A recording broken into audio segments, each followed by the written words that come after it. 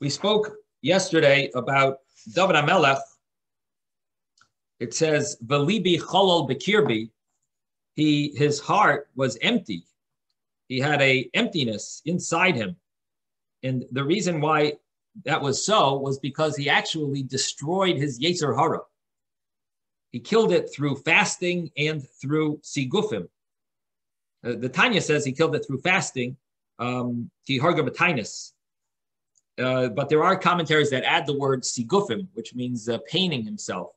And David HaMelech reached this high level, and he was called a tzaddik. Aval, but kol mi shaloi higia l'madrega zu, person who doesn't reach this level, even if his merits are more than his sins,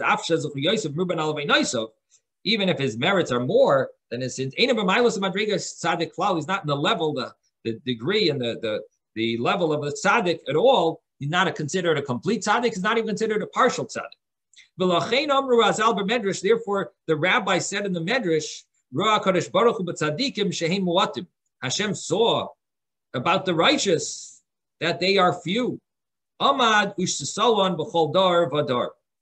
So he saw that tzaddikim are so few, he stood and distributed them in every generation. As it says in the pasuk, v'tzaddik yisoid olam. The tzaddik is the foundation of the world, which implies that there could be one tzaddik in the world. That there's a tzaddik yisoid olam. In the Gemara implies that there's very few tzaddikim in the world. And not like we think that people who have majority mitzvahs, they're all tzaddikim, and you could have thousands and millions of tzaddikim in the world because many people have majority mitzvahs, which from Yid doesn't have majority mitzvahs. Even non from Yid, a lot of them might have majority. They might have so many mitzvahs of kindness and other mitzvahs. And so, the Gemara in Yuma says that Hashem saw the tzaddikim are so few, he divided them in the general. What does that Gemara mean? It must mean that we're talking about the real level tzaddik. And on that level, there are only few of them, and Hashem was careful to distribute them, in a way that each generation should be able to have at least a few of them. So that basically concludes this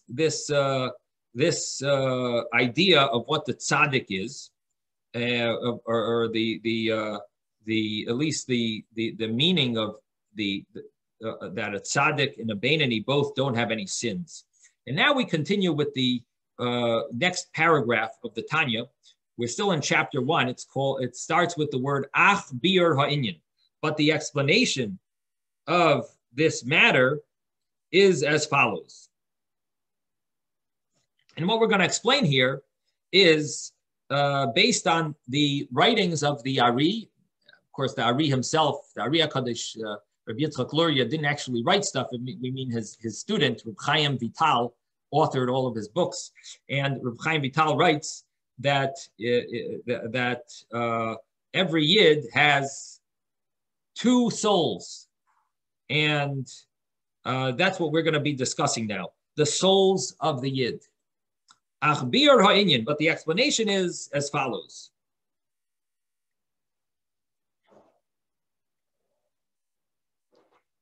Al pi ma shekosav Reb Chaim Vital zal. What Reb Chaim Vital writes, B'Sharei HaKdusha, in his book Sharei HaKdusha, or his chapter, Sharei HaKdusha, Uve Eitz Chaim, Shar Nun, Perek Beis, and also in Eitz Chaim, Del Chol Ish Yisrael, for all Yidden, Echad Tzaddik v'Echad Rasha, whether a Tzaddik or whether a Rasha, Yesh Shtei Neshamayis, there are two souls.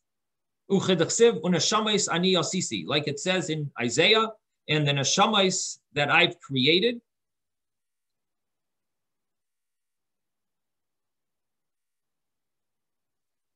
There are two Neshamayis in each individual person. Shehein Shtei Nefashos, even though the term used Neshamayis, it really means Nefashos. And each one is a complete soul with all the emotions and talents that are necessary to live properly. There are two of these souls. And one of the souls is Nefesh Achas, is Mitzad HaKlipa V'Sitra Achra. One of the souls is from the side of Klipa, meaning that the soul that enters the body first, its source is the Koichas Hatuma, it's called. We call it Klipa in Kabbalistic writings, but in other writings, they would just call it Koyach Hatuma. It comes from the Klipa. Klipa means the shell, and it covers over godliness. And when you look at the shell, it looks like that is all that there is. You don't see any of the fruit inside the shell. And the same thing is klipa. Klipa is a koyach hatuma. It's a impure power that hides over godliness. It's also called sitra achara, another term. So we mentioned three terms: koyach hatuma, klipa, and sitra achara. Generally, they refer to similar, all the same thing. That the sitra achra just means the other side that's not holy. The sitra means side. Sitra achra, it's Aramaic.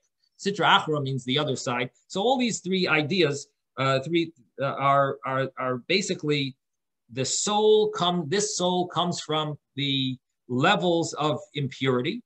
V'hi hamislabeshes bedam ha'adam, and this encloses itself in the blood of the person. Lahachiyos haguf, to give life to the guf. And that's why this soul is also called the nefesh hachiyonis, the soul that gives life. It says that the soul is in the blood. So it encloses itself in the blood to give life to the guf. So the battery of the body, this is the battery that gives life to the body. This is called the nefesh, and it's called the nefesh hachiyonis, the soul that gives the life-giving soul, and it's also called nefesh habahamis, the animalistic soul. Umimeno bois kol midos hamidos rois. From this soul comes all bad traits. Me arba'a yesoidos ra'im shabbat. From the four initial foundations that are in it, the negative foundations. What does that mean? Everything in the world comes from everything in the world is a composition from four items: Eish, Ruach, Mayim, and Afar. Fire, wind, water, and earth. Yeah. And these four things are the building blocks for the world. It says that Hashem gathered the earth and the mud and created man and so on. This is the Eish. That's the Afar and the Mayim. Everything in the world is created from one of these four elements. Miranda, you have a question? Yeah, I was wondering, someplace in the Tanya or someplace, do they talk about limitations? Like, they call all this evil, but sometimes do they talk about it being limitations in the human soul or something? Well, we're actually going to talk about the positive elements of it as well. Oh, okay. It's not just negative. There's a lot of positive to it as well. And so every creation is created from these four yesoidos, four initial foundation blocks. And just like every creation is created from these four blocks, also every spiritual creation also has these four building blocks, spiritual building blocks. And they are, I guess, separated from their physical, the way we see them in a physical sense, and that is the soul of this nefesh hachiyonis, this animalistic, life-giving soul. It is a composition of these four spiritual building blocks of Eish, Ruach, Mayim, and Afar, and that causes negative traits. So why do we have negative traits? Where do they come from? They come from our animalistic soul that's in us. And which ones come from what? So anger, dahainu, that means ka'as v'gaiva. Where does anger and arrogance come from? It comes from the fire element of that, the fire element of that soul, miyasoid ha'esh shenigba l'mayla, that it is pulled above, it's high above, and fire, just like fire, the flame, is trying to go up, that feeling of us, when we have that trait in a more revealed way, it actually causes us to get angry and causes us to feel arrogant. And the taivas hatainugim, how about the pleasures, the desires of pleasuring ourselves and indulging and so on? Where does that come from? Miyasoid hamayim, that comes from water, because it says mayim ki hamayim matzmichin kol minei tainug. Water gives it sprouts all types of pleasures. It's the source of eineg. This is brought in Kabbalistic books, and just like water gives growth to grain and to fruit, and fruits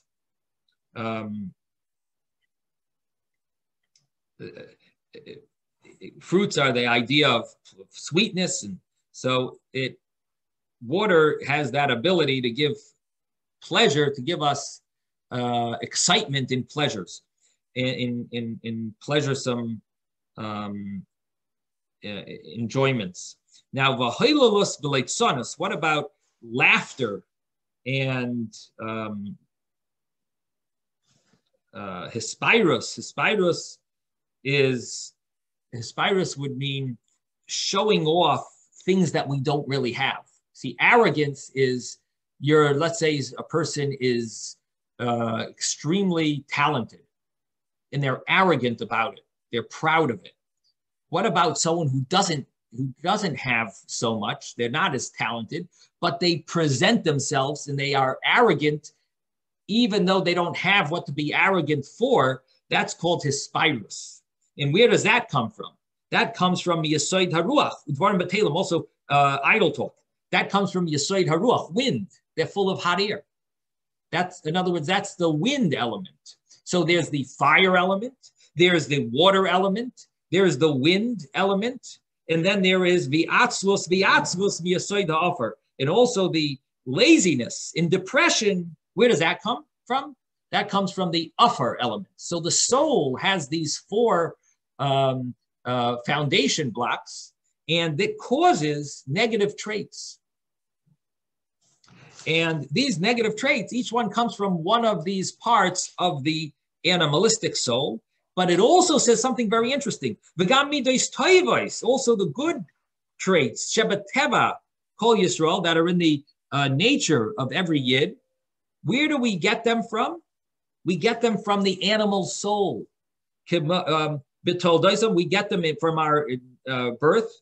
We have it from our nature, from our birth. Like Rachmanas ugmilas chasadim ba'is mimena, like our mercy in our gemilas chasadim, our kindness. It all comes from this animal soul, because it says the Yidden are Rachmanim, Baishanim, and Goim Lei Chasadim. It's a Gemara. The Gemara says that we have these traits. Now, it doesn't mean that the godly soul has these traits, because of course the godly soul is perfect. We're talking about the animal soul. Even the animal soul by a Yid has certain positive traits. And that those traits come from the animal. They're part of the animal soul. In fact, that connects us with what we started in the beginning of the class. We were talking, before we started this class, we were talking about the Gevonim in the time of King Saul, that King Saul wanted to,